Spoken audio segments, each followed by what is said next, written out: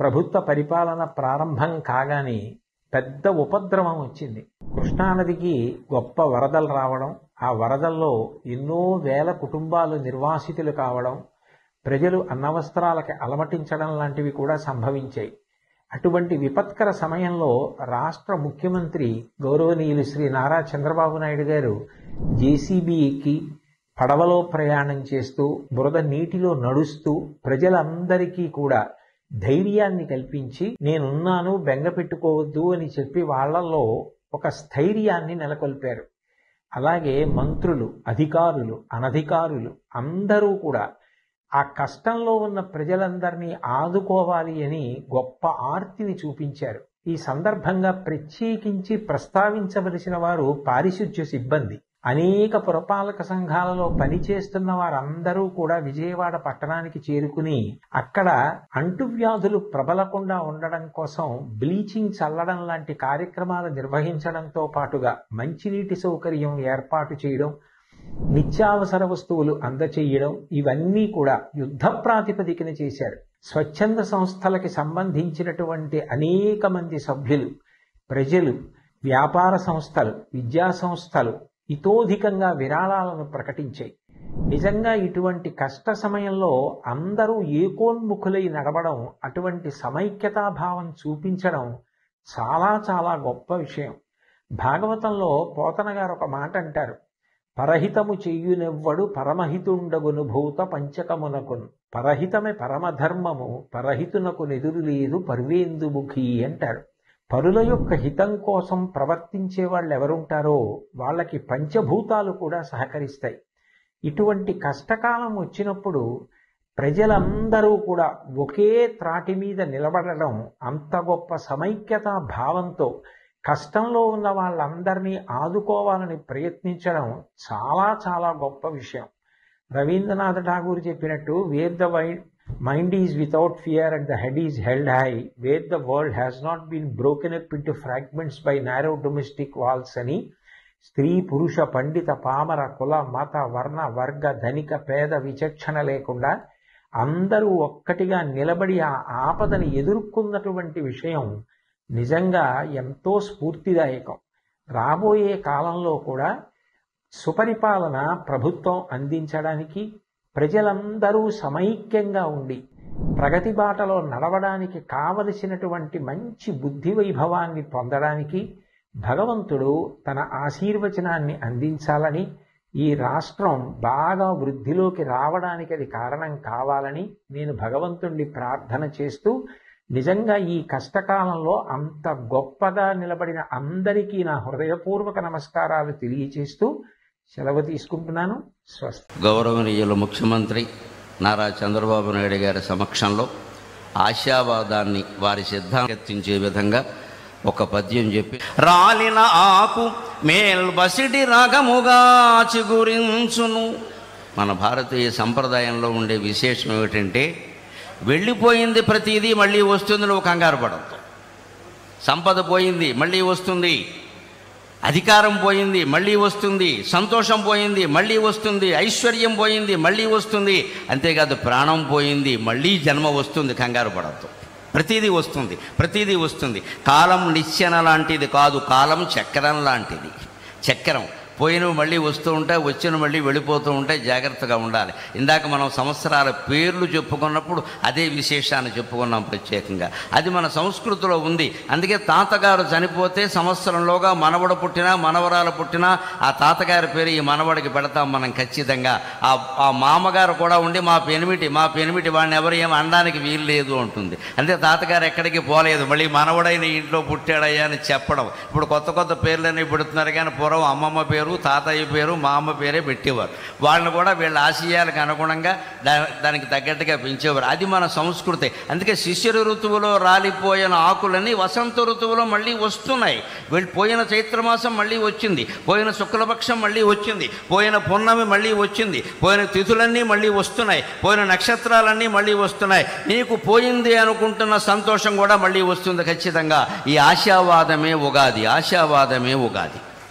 రాలిన ఆకు మేల్బసిడి రాగముగా చిగురించు ఎండుదై వ్రాలిన మ్రోడు జీవరశరమ్య శిరస్సున పైకి లేచు ఎండుదై వ్రాలిన మ్రోడు జీవరశరమ్య శిరస్సున పైకి లేచు పాల్మాలిన లోకమందు అవమానము కండు ఘటిల్లెనంచు గగ్గోలుగా నేర్చెదేలా పాల్మాలిన లోకమందు అవమానము కండు ఘటిల్లెనంచు గగ్గోలుగా నేర్చెదేలా నవకోరక రాగము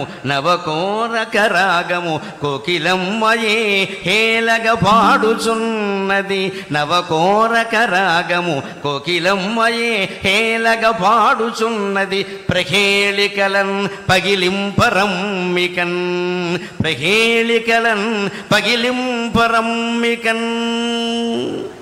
ఒక కుటుంబాన్ని నడిపేటువంటి మనకే పజిల్స్ ప్రహేళికల్ లాంటి సమస్యలు ఉంటాయి.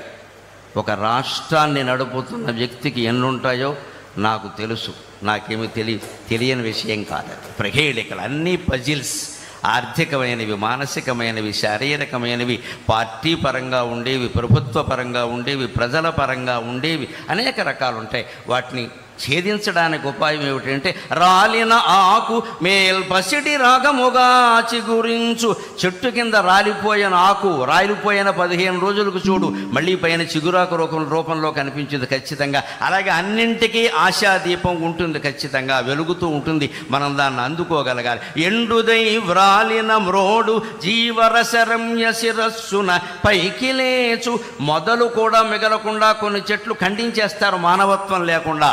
కానీ ఆ చెట్టుకి ఎంత పట్టుదల ఉందంటే నన్ను నువ్వు మొదలంటా ఖండించినా నేను మళ్ళీ చిగురు వేస్తా అని నెల తిరగకుండా అది చిగురిస్తోందండి. చెట్టు నుంచి మనం ఎన్ని పాఠాలు నేర్చుకోవాలి, చెట్టు నుంచి మనం ఎన్ని పాఠాలు నేర్చుకోవాలి. నేను మళ్ళీ చిగురిస్తా అని అంత బండరాజులా ఉండిపోయిన చెట్టు కూడా మళ్ళీ చిగురుస్తోంది ఖచ్చితంగా.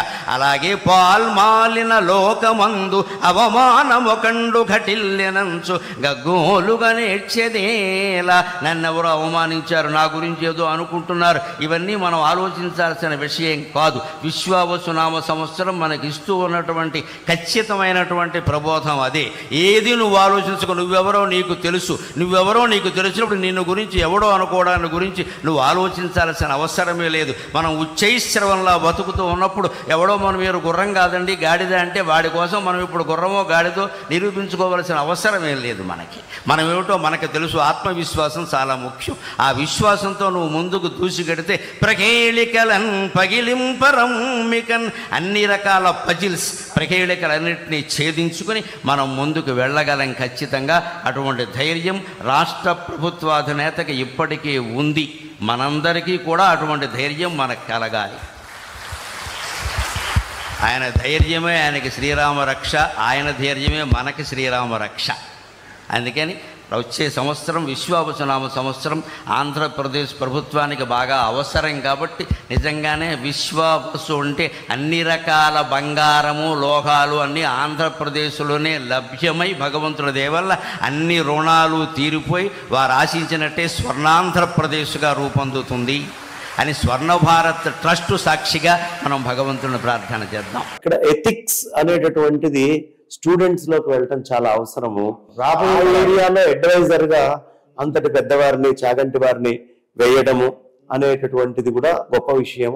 మొన్న మధ్య కొత్తగా టీటీడీకి కూడా బోర్డు వేశారు. కానీ టీటీడీ బోర్డు వేసినంత మాత్రాన, బోర్డు మెంబర్లో చైర్మన్ లో ఎవరో అయినంత మాత్రాన వాళ్ళ మీద చాలా పెద్ద బాధ్యత ఉందండి. చంద్రబాబు నాయుడు గారు పెట్టినటువంటి బాధ్యతని జాగ్రత్తగా ముందరికి తీసుకెళ్లేటటువంటి స్థితిలోనే ఉండాలి. కానీ అధికారం వచ్చింది అని ఎవరికి కళ్ళు నెత్తి మీదకి పోకూడదు. టీటీడీ బోర్డు అయినా సరే ఏదైనా దాన్ని జాగ్రత్తగా సమన్వయం చేసుకుంటూ ఈ ధర్మ పరిరక్షణలో ఈ ధర్మాన్ని కాపాడుతున్నటువంటి ఎవరెవరు పెద్దలు ఉన్నారో వాళ్ళందరినీ జాగ్రత్తగా సలహాలు సంప్రదింపులు తీసుకుంటూ పీఠాలని సంప్రదిస్తూ వాళ్ళ పట్ల గౌరవ మర్యాదల్ని చూపిస్తూ మాకు అధికారం వచ్చింది మేము ఏది రాస్తే అదే రూల్ అన్నట్టుగా ఉండకుండా అందరినీ కలుపుకుంటూ టీటీడీ బోర్డు మొన్న శ్రీ శ్రీ విధుశేఖర భారతీ స్వామి వారు వెళ్ళారు. వారు రావడం అంటే మహా అదృష్టం. అలాంటి వాళ్ళు వచ్చినప్పుడు జాగ్రత్తగా ఎదురెళ్ళి వాళ్ళని ఆహ్వానించి అయ్యా ఇప్పుడే మేము కొత్తగా వచ్చాం, మేము ఏం చేస్తే బాగుంటుంది, మమ్మల్ని ఏ విధంగా ముందరికి వెళ్ళమంటారు, ఇలాంటి పెద్దలు వచ్చినప్పుడు సలహాలు సంప్రదింపులు తీసుకుంటూ జాగ్రత్తగా అడుగులు ముందరికి వేస్తే బాబు గారు ఏ బాధ్యతనైతే పెట్టారో అది సక్రమంగా నెరవేరుతుంది. అక్కడ గనక తేడాలు జరిగితే పాత కొత్త కొత్త పాత ఏం లేదు, అన్ని ఏకమే అవుతాయి. కాబట్టి జాగ్రత్తగా ఈ సంస్థల్ని నడిపించుకుంటూ ముందరికి తీసుకొని ధర్మాన్ని ముందరికి తీసుకెళ్ళాలి.